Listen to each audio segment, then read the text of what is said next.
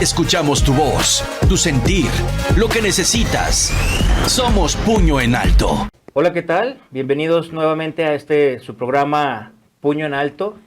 El día de hoy tengo el gusto de contar en este programa con una personalidad. Hemos estado hablando de diferentes temas y uno de esos temas que creemos en este programa importante tocar es educación. Entonces, el día de hoy hemos invitado a una especialista en educación, al maestro Salvador Roque. Maestro, ¿cómo Gracias, está? muy amable, un atento saludo para todos aquellos los que nos están observando y escuchando en tu programa. Muchas gracias. Gracias por aceptar la invitación. Y si me lo permiten, me gustaría decirles brevemente, comentarles un poco del currículum de maestro Salvador. Él es licenciado en Educación Media, con especialidad en Ciencias Naturales, Física, Química y Biología. Estudió en la Escuela Normal Superior de Jalisco. Tiene una maestría en Intervención de la Práctica Educativa, una maestría en Educación por la Universidad de Santander. Es doctor en Pedagogía por el Instituto Mexicano de Pedagogía, exponente, ensayista y conferencista a nivel de posgrado, catedrático de maestría y doctorado en las asignaturas de Legislación Educativa y Didáctica Comparada, profesor de primaria, de secundaria, de preparatoria y de licenciatura desde hace 30 años. Un gusto tener a alguien tan preparado con nosotros el día de hoy. No, yo te agradezco que nos hayamos contactado por un amigo en particular, Iván Martínez, a quien le mando un gran abrazo y que estemos aquí en este bonito programa Puño en Alto. Puño en Alto, así es. Pues el día de hoy, maestro, la intención es hablar con un experto como usted de qué es lo que está sucediendo a nuestros niños en el estado, en el país. Ya estamos por cumplir un año de estar en pandemia. Para nosotros, los que hacemos la parte médica, yo soy médico pediatra, yo tengo algún tiempo preocupado por esta situación de la parte de salud, que será siempre lo más importante para una persona, pero para el desarrollo de un niño, igual de importante su aprendizaje y su tema educativo. Y en esto, pues me parece que ha sido complicado compartir con las familias y con los propios niños y chavos, pues cuál es su sentir de casi un año de estar pues encerrados, aislados, cuidados. No sé a usted desde el magisterio cómo lo han vivido y cuál ha sido su opinión. Bueno, en este momento estamos trabajando en 3 secundarias diferentes, muy de cerca. En la mañana estamos como coordinadores académicos y en las otras 2 como maestro frente a grupo. Realmente en marzo esto nos tocó a quemarropa. De la noche a la mañana nos dijeron se cierran las escuelas, cada quien a su casa. Y bueno, lo demás es historia, lo hemos vivido. Imaginemos el escenario de un niño pequeño de preescolar que hasta en este momento no conoce a sus compañeros ni a su maestro, más que a través de una pantalla. Cuando sabemos que el desarrollo cognitivo y social de un pequeñito de 3, 4 años, pues es el juego, es la convivencia, claro. Son las habilidades sociales que lo van a fortalecer para que sea un hombre o una mujer que se puede desarrollar de diferentes maneras, que puede convivir, que puede estar dentro de una empresa, que puede ser un ingeniero, que puede ser un arquitecto, que puede generar grupos a través del liderazgo. Eso es lo que se está perdiendo. Y bueno, si siempre estuvimos en contra, los papás, como en su caso, doctor, o como el mío, de niños y adolescentes, o de adolescentes y jóvenes, siempre estuvimos con la prohibición o el manejo del tiempo con el celular o la computadora, por los daños que nosotros ya conocemos. Y ahora resulta que esa es la única forma, ¿sí?, de comunicación. Lamentable. Pues nos ha permitido a las familias desde todo este tiempo, tratando de verle los pros y los contras, que yo soy una persona que piensa siempre que en todo se puede aprender algo. La pandemia al momento de que se decide y que entendemos que hay que regresarnos a casa, que hay que protegernos, pues una situación que probablemente se dio para bien en algunas familias, pues fue el tener nuevamente la oportunidad, el tiempo de estar en casa con nuestros hijos, con nuestras familias, convivir un poco más en horas, en la situación actual de la mayoría de familias, pues papá trabaja, mamá trabaja, hermanos mayores, cuando viven abuelos en casa, es una situación compleja. Entonces yo creo que las primeras semanas probablemente fueron situaciones para algunas familias de un cierto beneficio y una cierta idea de vamos tomándolo con calma.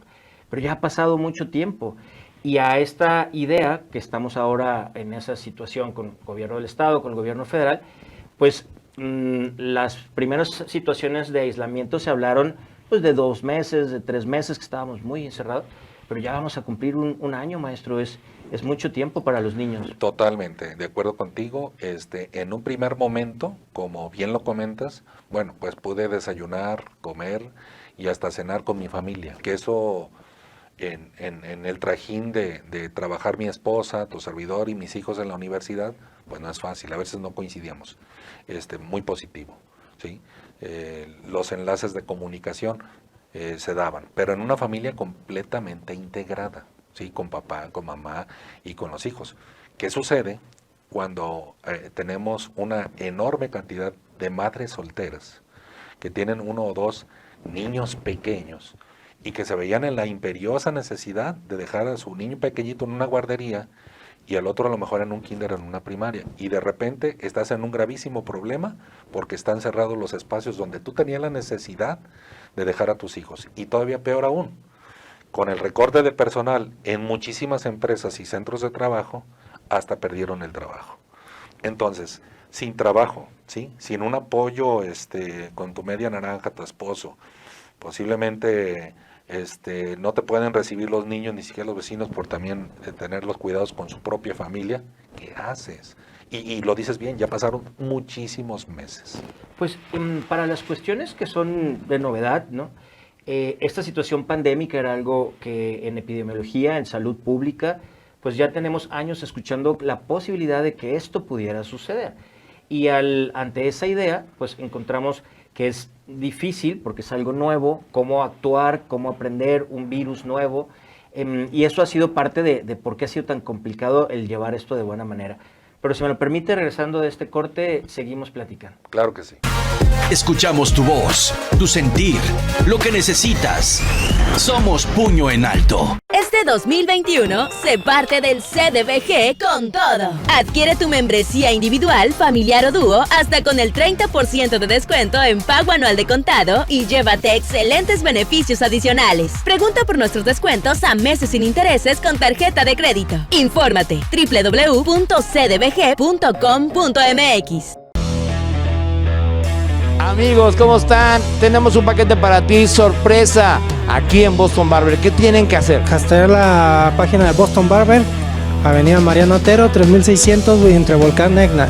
Ok, sencillo, le vas a dar like a Orgánica Radio, le vas a dar like a Boston Barber y vas a poner hashtag Boston Barber, lo vas a compartir y entre más compartas y más like veamos tu publicación, vas a ganar ese paquete completo aquí en Boston Barber. ¿Dónde estamos otra vez? Mariano Otero, 3600, entre Volcán Egna y Mariano Otero. Gracias a Boston Barber te vas a ver bien. Escuchamos tu voz, tu sentir, lo que necesitas. Somos Puño en Alto. Pues regresamos con ustedes con esta interesante y muy necesaria plática por los tiempos que estamos viviendo. Gracias. Comentábamos, maestro, de qué situación tan compleja el que fuera algo nuevo.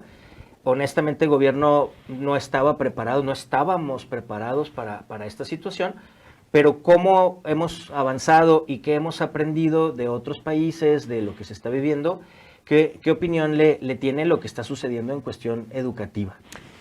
Yo creo que el mundo no estaba preparado para esta situación, pero hay algunos países que se adelantaron un pasito en este sentido y bien lo comentas. Nosotros tomamos la herramienta que había en su momento, que fue el Facebook, una red social muy poderosa, importante. Entonces en la página de Facebook de una maestra, porque fue de la noche a la mañana, ella ofreció su cuenta porque era la maestra que tenía más tiempo en contacto con los muchachos y más tiempo en la escuela y más agregados.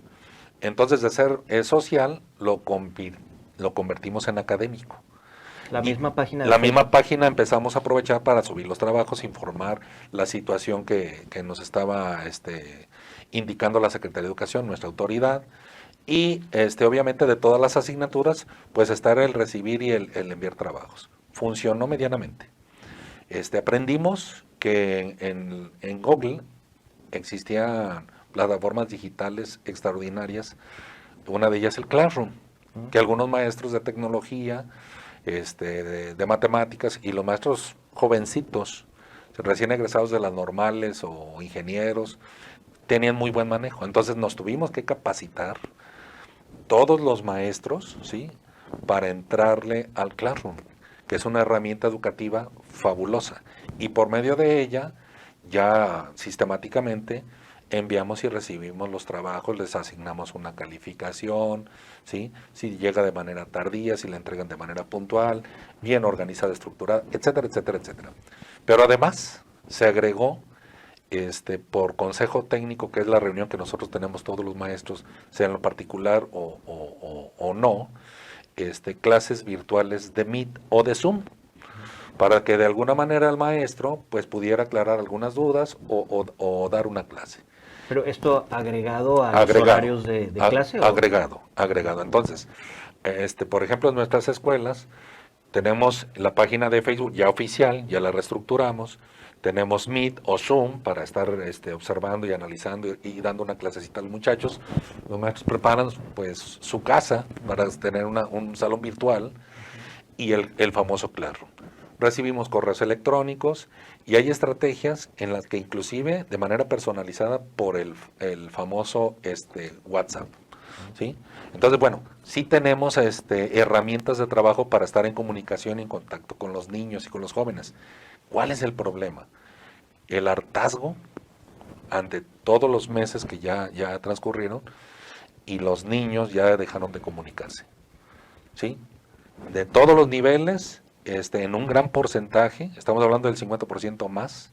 Yo estaba observando y escuchando al secretario de Educación, tanto el local y el federal, muy respetuosamente, sí, al menos en los centros de trabajo donde me toca coincidir y trabajar, no observo que el 90% de los niños mexicanos sean los que están trabajando e incorporándose a ello, ¿sí?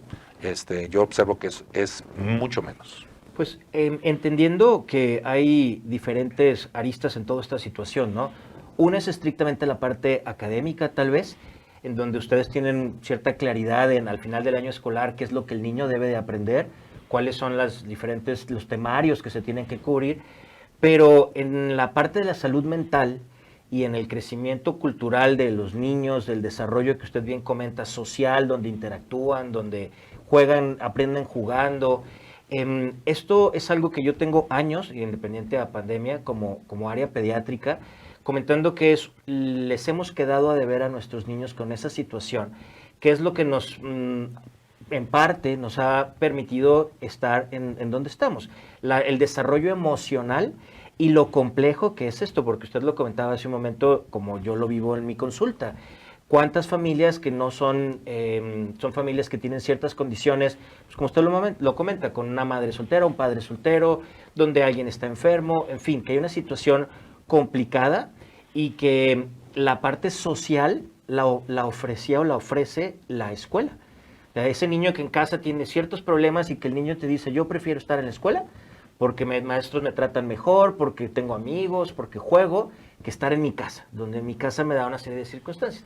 Y toda esa parte cultural o ese desarrollo de salud mental, pues hoy lo hemos tenido que dejar de lado, pero ya volviendo a los tiempos, pues ya ha pasado un año y que hemos aprendido de qué va a suceder o qué podría suceder con estos niños, ¿no? Sí, yo me encuentro con mis alumnos y me dicen, maestro, yo quisiera estar en la escuela, aunque sea para que me regañe. Sí, o sea, y te estoy hablando de los niños que no precisamente están en el cuadro de honor, ¿no? De las aristas que comentabas, la pérdida de los aprendizajes esperados en todos los niveles. ¿Sí? Hablando con claridad y en plata pura, los niños no están aprendiendo en el mismo nivel y en las mismas circunstancias que si estuvieran en un salón de clases. Imaginemos en el nivel de licenciatura. Un médico, pues no se puede igualar jamás una clase virtual, por más bien hechecita, más bien producida que esté, para la operación del apéndice por una televisión, que si estamos en viva voz y agachaditos 3, 4 alumnos observando a 50, 60, 70 centímetros cómo su maestro, ¿sí?, su catedrático está haciendo lo que tiene que hacer y deténgale aquí, jamás se puede igualar, ¿sí? O un chef que prepare una receta sin que esté oliendo, degustando y estando con sus compañeros ahí. En secundaria, matemáticas, física, que es la asignatura que yo estoy impartiendo en este momento, complicadísimo, porque los niños ocupan de una retroalimentación, ocupan de una explicación en el momento, y es muy difícil. Cuando un niño se te está distrayendo, pues le llama la atención, pero sin embargo de manera virtual, pues tienen el celular debajo o están haciendo otro tipo de cuestiones. Yo lo veo en casa, mi hijo menor está en sexto de primaria y veo la pantalla con muchos alumnos y veo al profesor tratando de guardar orden, pues muy complicado, ¿no? Los niños además están en su casa, en su entorno y esto pues complica el poder tener un poco más de, pues no sé si la palabra sea control, pero sí de acceso a ellos en esta situación de dinamismo académico. En la situación para lo que viene o este año que apenas comienza, sería también entender o tener muy clara la película en este concepto de desarrollo mental o del desarrollo cognitivo de estos niños. Hace unos días en el consultorio, una mamá de su tercer hijo, me dice, de un niño de 2 años y medio, 3 años, me dice la mamá, yo veía a mi niño muy bien, lo llevaba a una guardería por tema de necesidad, y mi niño bien, creciendo muy bien, ya hablaba tantas palabras. Una cosa que preguntamos en pediatría pues es el desarrollo en general, el lenguaje es muy importante, y la mamá me decía que notaba un cierto retraso. Dice, comparado con mis otros hijos, veo que a este niño, su más pequeñito, que hoy está en casa, le está costando mucho. Y me preguntaba que si esto era parte de pandemia. Habrá que entender que estas situaciones las vamos a ver cada vez más frecuentes, ¿no? Pero si me permite, seguimos platicando después de este corte. Adelante. Escuchamos tu voz, tu sentir, lo que necesitas.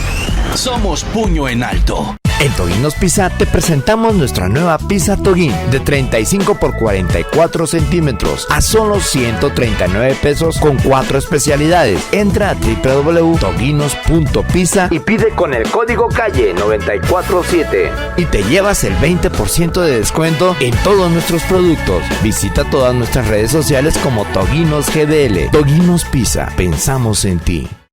Las redes sociales para empresas no son cosa de niños. ¿Quieres que tu producto o servicio tenga más alcance con clientes potenciales? Déjalas en manos de profesionales. Administramos tus redes sociales, generamos estrategia de marketing, aplicamos diseños novedosos, desarrollamos campañas exitosas. Todo con la intención de posicionar tu marca en medios digitales. Contáctanos. Seguramente tendremos un proyecto a tu medida. 333-899-6168. 333-899-6168. Visítanos en nuestras redes sociales, @socialimedia. Somos Social y Media.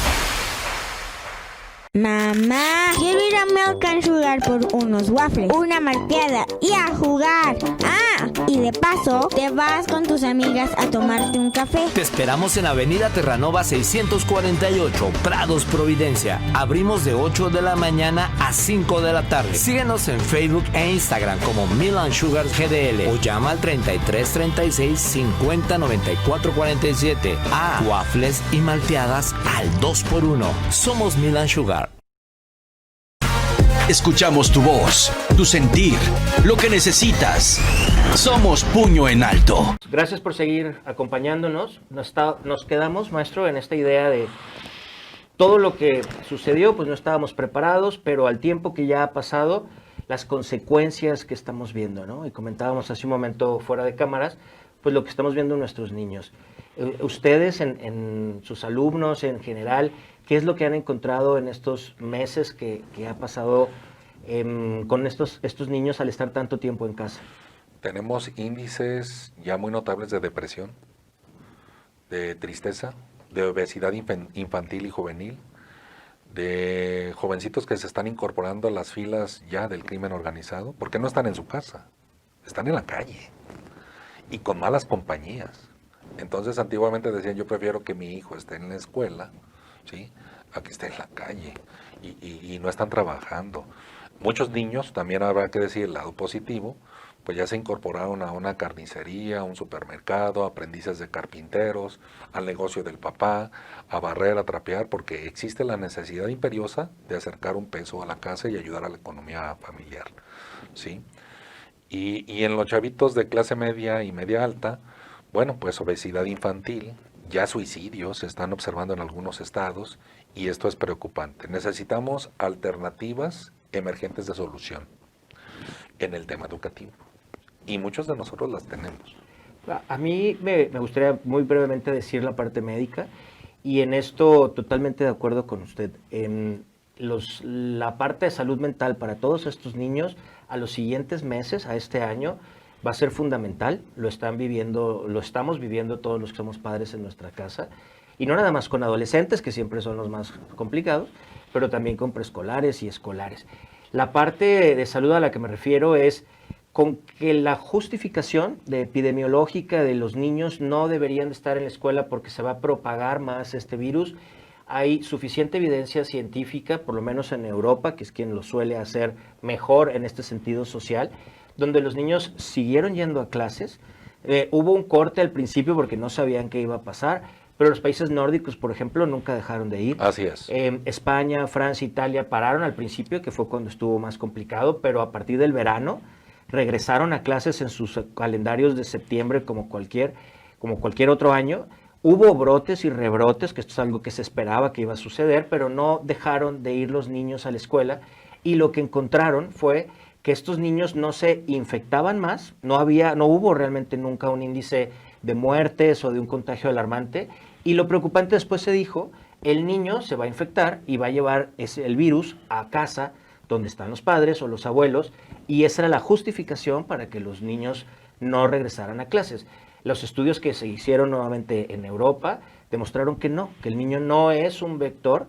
Si el niño se contagia, no es realmente la fuente en donde va a llegar el virus a casa. Particularmente, como ya usted lo comenta, pues cuando la mayoría de chavos ya un poco más grandes, pues andan en la calle, ¿no? Así es. Podemos tener históricamente una cifra muy negativa para nuestro país de deserción escolar.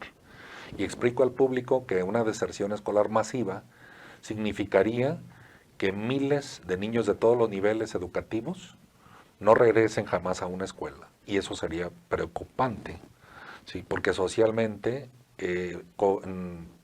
no pagaríamos jamás esta factura social. Tenemos que hacer algo.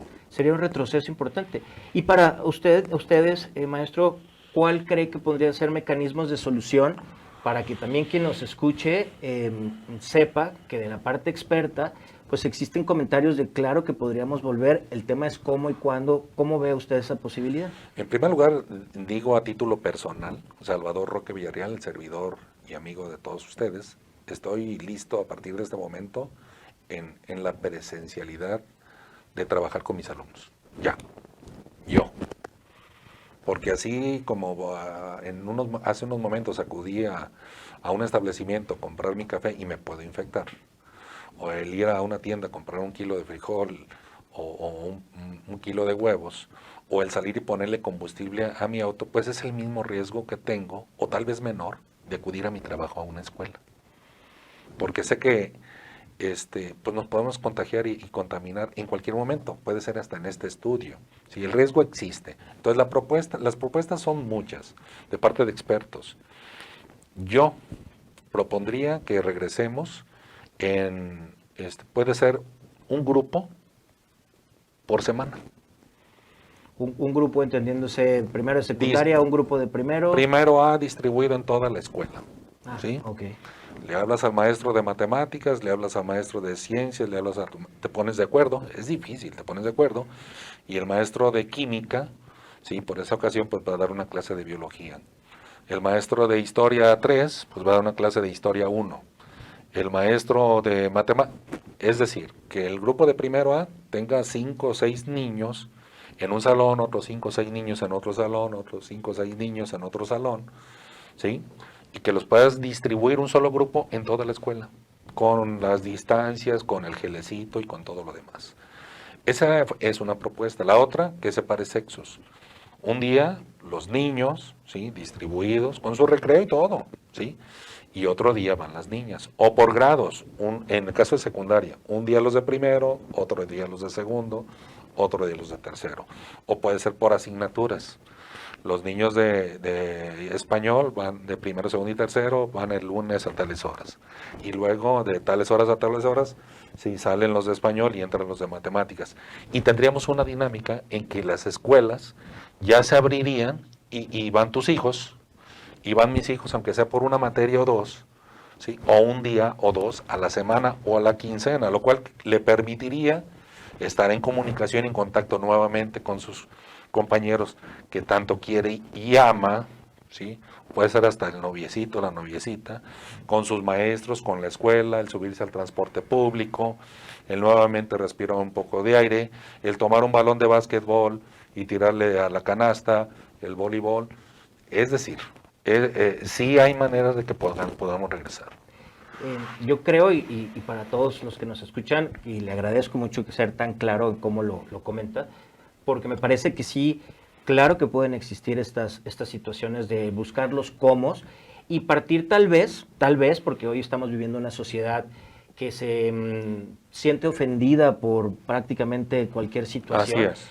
No es una situación de decir obligatoriamente a todos. Yo lo comentaba hace poco en algún foro con padres de familia. Como médico me preguntaban, Josué, ¿tú qué opinas? Y yo decía, bueno, ¿qué pasa si nosotros como padres de familia también ponemos esa parte de hacerlo propositivo? Y al final es una situación donde uno decide sí participar. No obligatorio, no hay una obligatoriedad como tal, pero uno ve a sus hijos. Bueno, en mi caso veo a mis dos hijos, a mi hijo adolescente, y lo veo ofuscado por esto, y lo comentaba así tal cual usted lo dice. Déjenme ir aunque sea a una clase, ¿no? Una sola vez a la semana, saludar a unos cuantos amigos y de regreso. Y entender la parte médica, digo, bien analizada de si esto es viable o no, pero pensando en su salud y pensando en dar pasitos hacia adelante.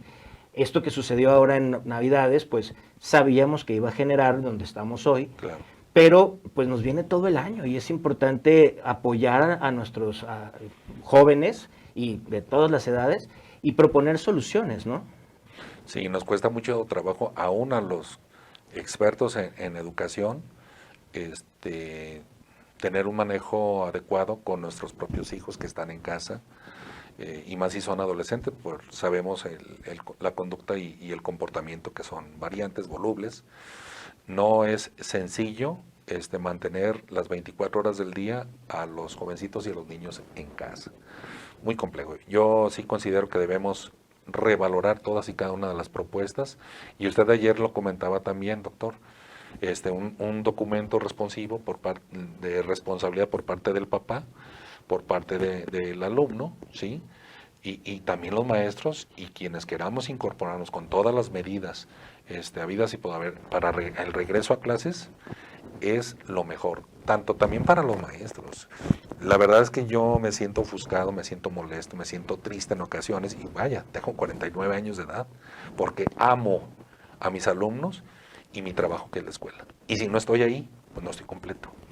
Y se le nota y le agradezco ese cariño que le tiene a sus alumnos. Lo dijo muy al principio de este programa, que usted estaría en las condiciones de regresar presencialmente con sus alumnos mañana.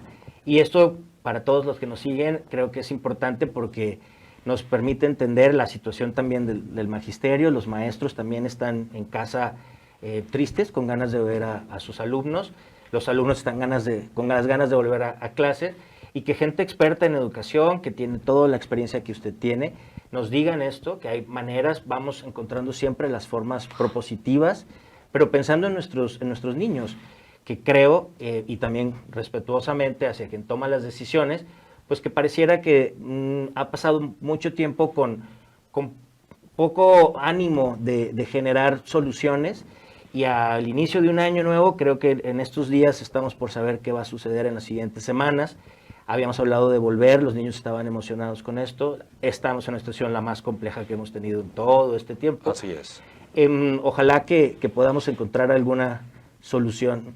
¿Algo que nos quiera aportar, maestro, finalmente? Sí, que los maestros de México y del mundo no somos el problema, porque nos encontramos en la calle a los papás y en ocasiones con reclamos airados de qué es lo que está sucediendo en educación y que cuándo vamos a regresar a las escuelas. Y bueno, nosotros no definimos las estrategias de educación en el país. Nosotros estamos a la orden y al día para trabajar. Que también ya nos cansamos como sus hijos de hacerlo de manera virtual, que no es lo mismo, que no está dando los resultados que deberíamos de tener, que va a haber una pérdida de aprendizajes esperados y que puede haber una deserción histórica en este país si no tomamos una muy consensuada estrategia para el regreso a clases. Totalmente de acuerdo con usted.